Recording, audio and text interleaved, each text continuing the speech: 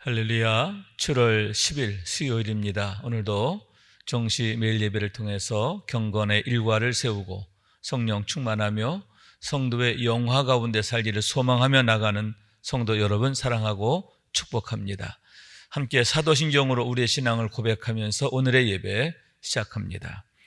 전능하사 천지를 창조하신 아버지 하나님을 내가 믿사오며 그 외아들 우리 주 예수 그리스도를 믿사오니 이는 성령으로 잉태하사 동정녀 마리아에게 낳으시고 본디오 빌라도에게 고난을 받으사 십자가에 못 박혀 죽으시고 장사한 지 사흘 만에 죽은 자 가운데서 다시 살아났으며 하늘에 오르사 전능하신 하나님 우편에 앉아 계시다가 저리로서 산자와 죽은 자를 심판하러 오시리라. 성령을 믿사오며 거룩한 공회와 성도가 서로 교통하는 것과 죄를 사하여 주시는 것과 몸이 다시 사는 것과 영원히 사는 것을 믿사옵나이다. 아멘. 우리 함께 찬송하겠습니다. 253장 그 자비하신 주님 찬송합니다.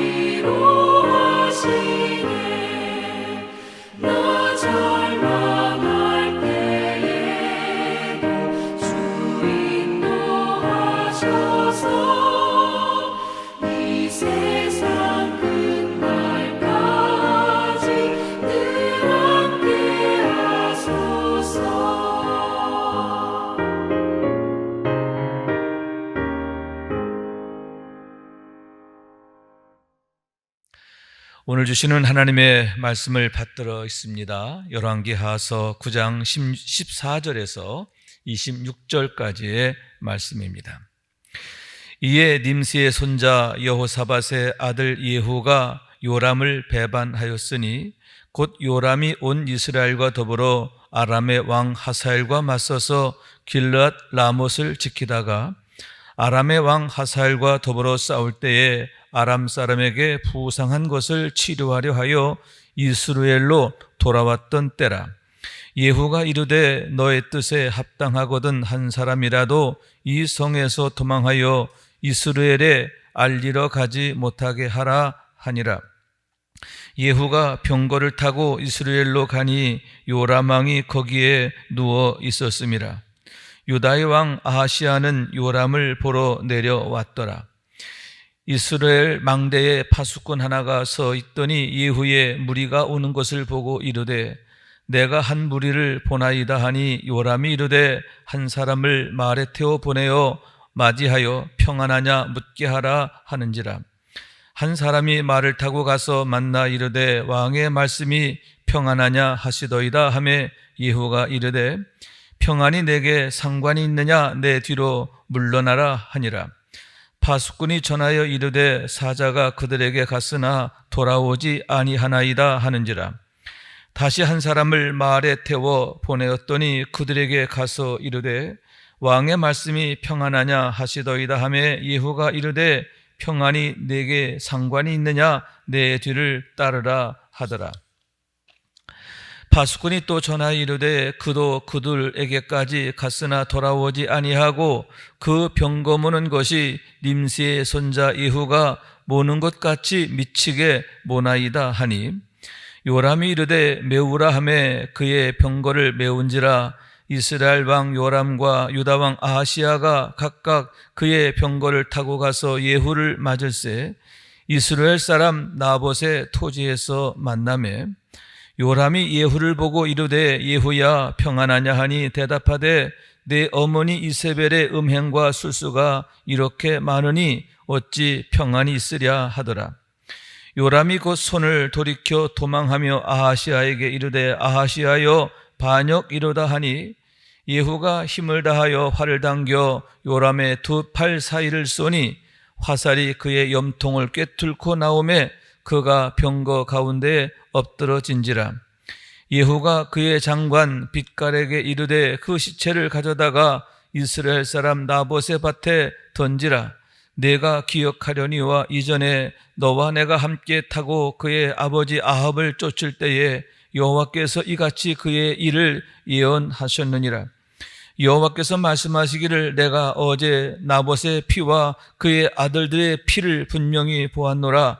여호와께서 또 말씀하시기를 이 토지에서 내게 갚으리라 하셨으니 그런즉 여호와의 말씀대로 그의 시체를 가져다가 이 밭에 던질지니라 하는지라.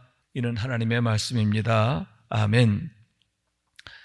할렐루야. 오늘도 말씀을 통해 주시는 은혜와 축복이 여러분 가운데 가득하시기를 주님의 이름으로 축원합니다. 오늘의 말씀은 일찍이 하나님께서 아합에게 경고하셨던 징벌에 대한 말씀을 결국 이루게 되시는 그런 일에 대한 말씀이라고 할 수 있는데 14절에 보면 이에 님시의 손자 여호사밧 아들 예후가 요람을 배반하였으니 이렇게 오늘의 말씀이 시작되고 있음을 보게 되는 겁니다. 당시 예후는 북왕국 이스라엘의 총사령관으로서 하사엘에 맞서 길랏 라못에서 싸우고 있던 그런 상황인데 그때에 본래는 왕과 함께 있었지만 왕이 부상을 당하여 이스라엘로 돌아가게 됨으로 인하여 그가 전권을 행사하고 있던 상황임을 보게 되는 겁니다. 그런데 참으로 공교롭게도 바로 그때에 엘리사가 사환을 예후에게 보내어 하나님의 말씀을 전하게 되었고 그를 기름 부어 이스라엘의 왕으로 세우게 되었음을 보게 되는데 그로 인하여 이와 같이 예후가 반란을 일으키게 되었다라고 하는 말씀인 것입니다. 그런데 여러분 오늘의 말씀에 보면 참으로 의아하다 싶은 게 뭐냐 하면은 본래 이 말씀이 주어진 것은 이때로부터 17년 전 즈음임을 보게 되는 거죠.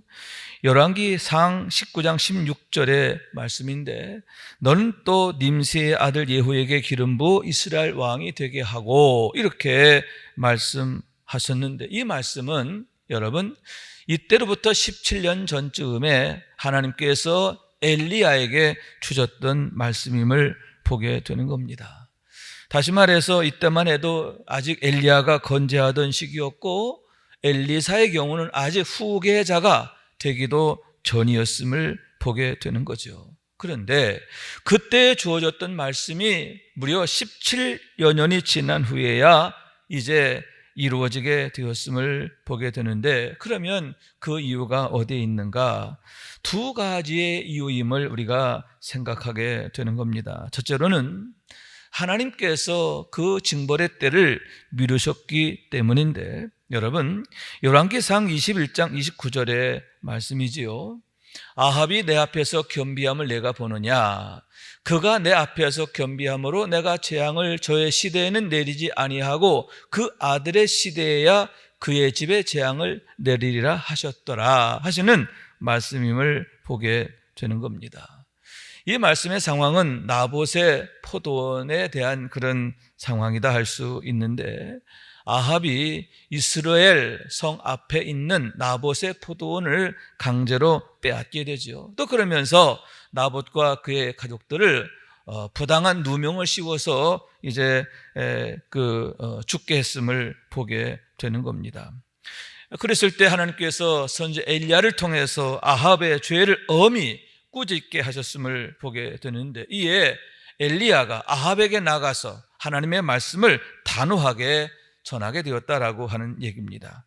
열왕기상 21장 21절의 말씀인데요, 여호와의 말씀이 내가 재앙을 내게 내려 너를 쓸어버리되 내게 속한 남자는 이스라엘 가운데 매인자나 노인자를 다 멸할 것이다, 이렇게 엄히 말씀하셨음을 보게 되는 거예요. 무서운 말씀이죠. 널 쓸어버리겠다 이렇게 말씀하셨고, 내게 속한 남자는 이스라엘에서 매인자나 노인자나 다 내가 멸할 것이다 라고 하는 아주 무서운 그런 징벌에 대한 말씀인 거예요.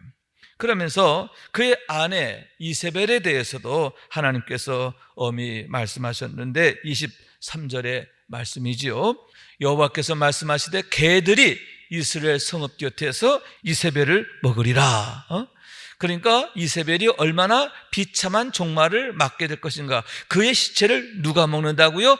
개들이 먹으리라, 이렇게 말씀하셨음을 보게 되는 거예요. 그러면서 24절에 뿐만 아니라 아합에게 속한 모든 자, 그들 성읍 안에서 죽는 자는, 성읍에서 죽는 자는 개들이 먹고 들에서 죽은 자들은 새들이 먹을 것이다 라고 하는 그러한 무서운 징벌에 대한 말씀이죠. 자, 이런 징벌의 말씀을 들었을 때 어떻게 되느냐? 아합이 그가 굵은 옷을 찢고 굵은 배로 몸을 동이고 금식하고 굵은 배에 누우며 또 풀이 주고 다니니라, 이렇게 성경에 말씀하고 있어요. 엘리야를 통해 선포된 그 경고의 말씀, 징벌에 대한 말씀을 듣고 아합이 그가 옷을 찢고 굵은 배를 입고 하나님 앞에서 참여하는 모습을 보이게 되었다라고 하는 얘기죠. 그랬을 때 하나님께서 다시 엘리야를 통해서 주신 말씀이죠. 아까 읽은 말씀이에요. 아합이 내 앞에서 겸비함을 보느냐?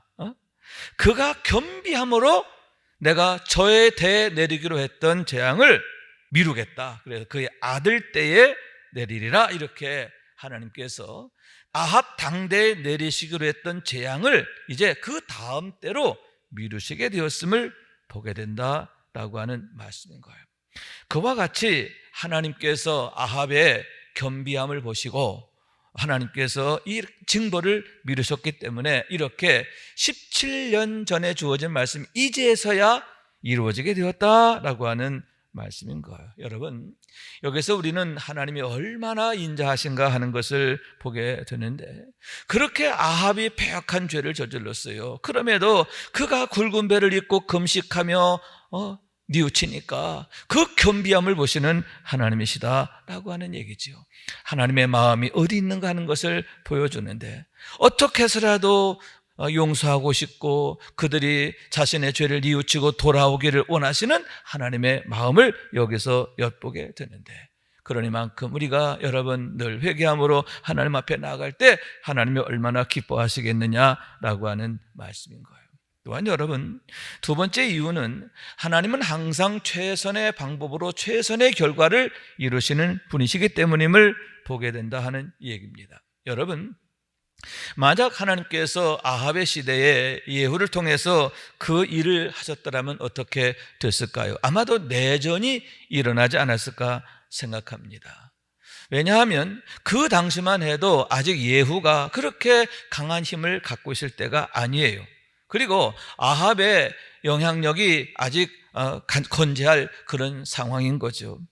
그러니만큼 여러분, 무리가 따르게 되고, 그러면 동시에 얼마나 많은 무고한 인명들이 이제 서로 죽고 죽이게 되었을까 하는 얘기인 거죠. 그런데 여러분, 17년이 지나면서 지금의 상황을 보면 아주 최적의 상황이 되었음을 보게 되는데, 우선 예후가 총사령관이 되었음을 보게 되는 거예요. 왕 다음에 예후라는 거죠. 그런 상황에서 또 왕이 같이 싸우다가 부상을 당하여 돌아가게 되므로 예후가 전권을 행사하는 상황이 되었다라고 하는 말씀인 거죠. 그러므로 해서 결과적으로 어떻게 되느냐, 최소한의 피만 흘리게 되었음을 보게 되는 거예요. 여러분, 정말 말씀대로 아합에게 속한 자 그들 외에는 거의 죽지 않게 됨을 보게 되는데, 여러분, 이와 같이 하나님은 최선의 방법으로 최선의 결과를 이루시는 하나님이신 것을 믿으시기 바랍니다. 그렇기 때문에 여러분, 우리는 늘 하나님의 때를 기다려야 돼요. 여러분, 하나님은 항상 우리를 통해서 가장 좋은 방법으로 좋은 결과를 나타내기를 원하시는 줄로 믿습니다. 그렇기 때문에 하나님은 참으시고 기다리시고, 그러나 무작정 기다리시는 게 아니라 그 때를 준비해 나가시는, 준비케 하시는 하나님이신 것을 보게 되는 거예요. 그와 같은 하나님의 준비하심에 우리가 주역으로 쓰임받는 축복이 있게 되기를 주님의 이름으로 축원합니다. 자, 그렇게 해서 이제 16절의 말씀이지요. 예후가 병거를 타고 이스라엘로 가니 요람 왕이 거기에 누워 있었음이라, 이렇게 말씀하고 있는 거죠. 예후가 반란을 일으켜서 이제 병거를 몰고 이스라엘로 가게 되었다라고 하는 말씀인 거예요. 그런데 여기서 우리는 중요한 하나의 좀 공교로움을 보게 되는데, 그게 뭐냐, 왜 하필 이스라엘로 가게 됐느냐라고 하는 말씀인 거예요.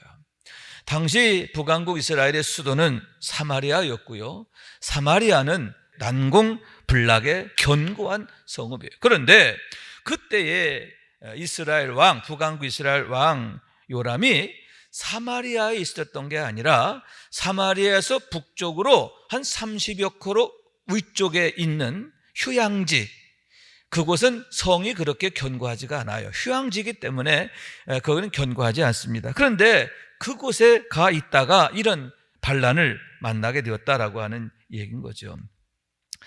이스라엘이라고 하는 곳은 그곳은 휴양지로서 아마도 왕이 전쟁터에서 다쳤기 때문에 누웠더라 이렇게 말했는데, 아마도 치료하기 위해서 휴양차 거기에 있지 않았나 생각합니다. 아울러서 여러분, 이 이스라엘이라고 하는 곳은 사마리아와 또 길랏 라못, 이 전쟁터인 이곳과 그 중간 지점에 해당한다라고 할 수가 있는 거죠.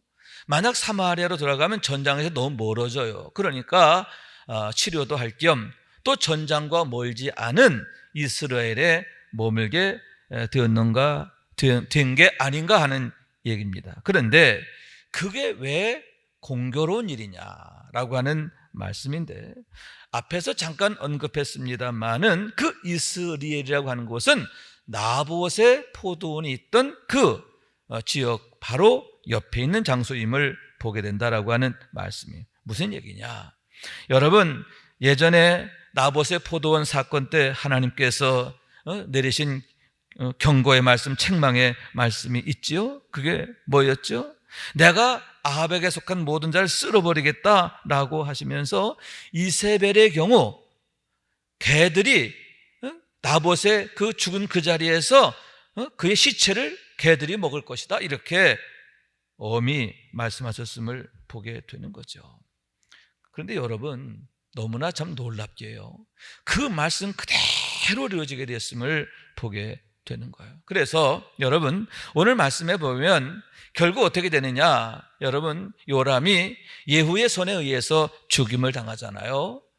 요람이 도망가다가 활에 맞아 죽게 됩니다.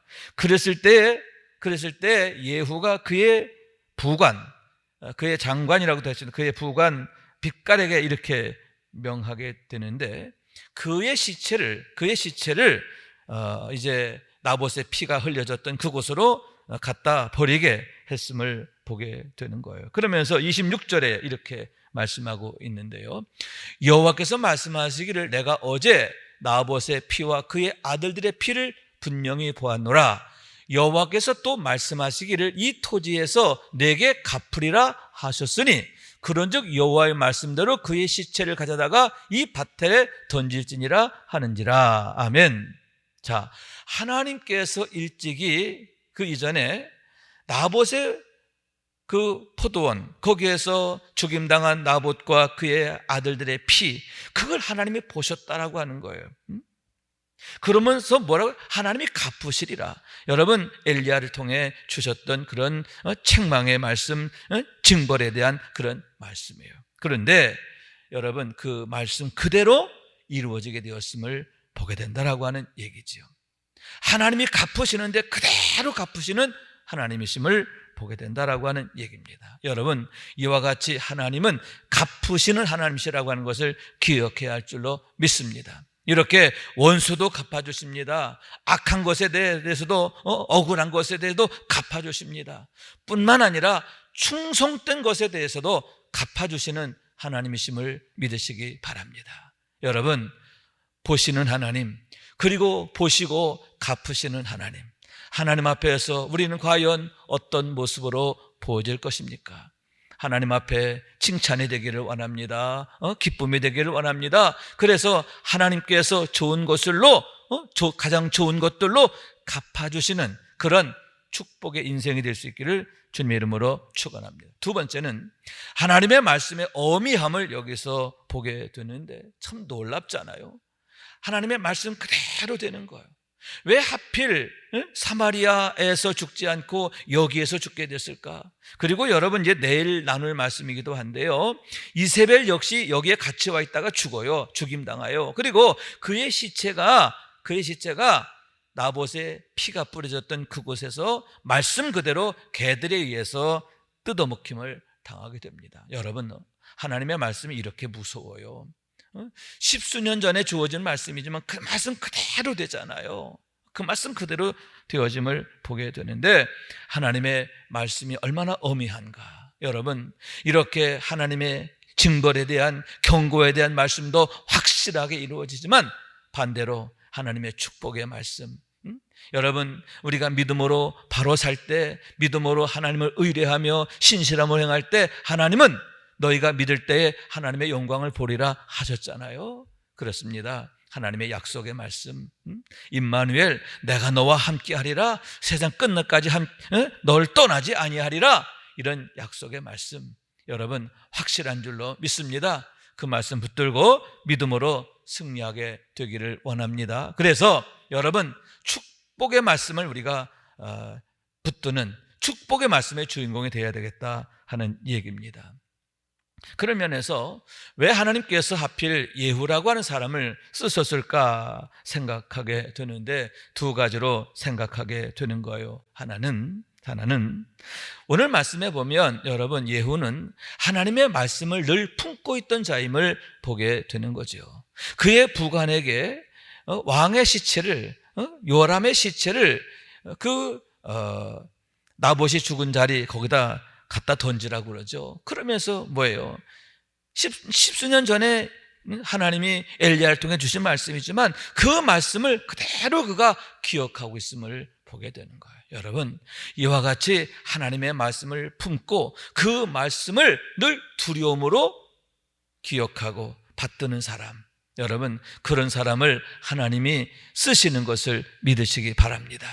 여러분 하나님을 두려워할 줄 알고 하나님의 말씀을 받드는 자, 그 말씀을 마음에 품고 그 말씀을 순종하기 위해서 힘쓰는 자, 하나님은 그를 통해서 당신의 영광을 나타내시는 줄로 믿습니다. 두 번째는 뭐냐 하면은 준비된 사람이라는 거예요. 여러분, 하나님께서 이 때를 위해서 하나님께서 예후를 준비하셨다라고 할 수도 있지만, 또 그런 하나님의 부르심에 예후가 순종하고 또 그가 준비된 자가 되었음을 보게 된다라고 하는 말씀이에요. 여러분, 하나님께서 우리를 당신의 영광을 위해서 당신의 뜻을 이루시는데 쓰시기를 원합니다. 그렇게 쓰임받기 위해서는 어떻게 해야 돼요? 예후가 군대 장관으로 세워지게 됨으로 쓰임을 받잖아요. 그처럼 우리가 하나님의 쓰임에 적당하도록, 그 쓰임에 합당하도록 우리가 준비되어야 한다라고 하는 말씀인 거예요. 그래서 사도 바울께서 믿음의 아들 디모데에게 금그릇같이 귀 쓰이는 그릇으로 준비한 바가 되라, 경건에 이르기를 힘쓰라, 이렇게 말씀하고 있는 거예요. 여러분, 우리가 말씀으로 또 기도로 거룩하여지기를 원합니다.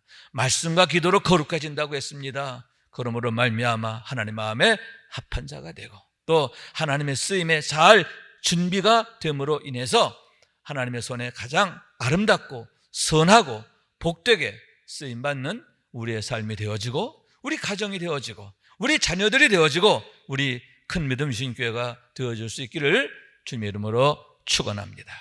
기도하겠습니다.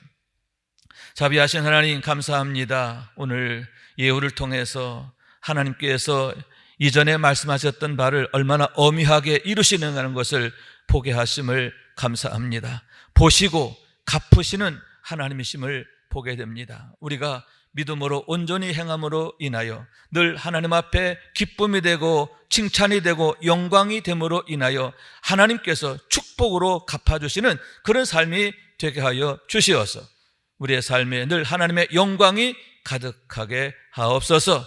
이를 위해 더욱 믿음으로 행하기를 원합니다. 경건에 이르기를 원합니다. 그리스도의 장성한 분량에 이르기를 원합니다. 늘 깨어 기도하고 주의 말씀 묵상하며 늘 주의 말씀에 아멘 아멘 순종하는 삶이 되게 하여 주옵소서. 주 예수 그리스도 이름으로 기도하옵나이다. 아멘. 하늘에 계신 우리 아버지여, 이름이 거룩히 여김을 받으시오며 나라가 임하시오며 뜻이 하늘에서 이룬 것 같이 땅에서도 이루어지이다. 오늘 우리에게 일용할 양식을 주시옵고 우리가 우리에게 죄 지은 자를 사하여 준 것 같이 우리 죄를 사하여 주시옵고 우리를 시험에 들게 하지 마시옵고 다만 악에서 구하시옵소서. 나라와 권세와 영광이 아버지께 영원히 싸움나이다.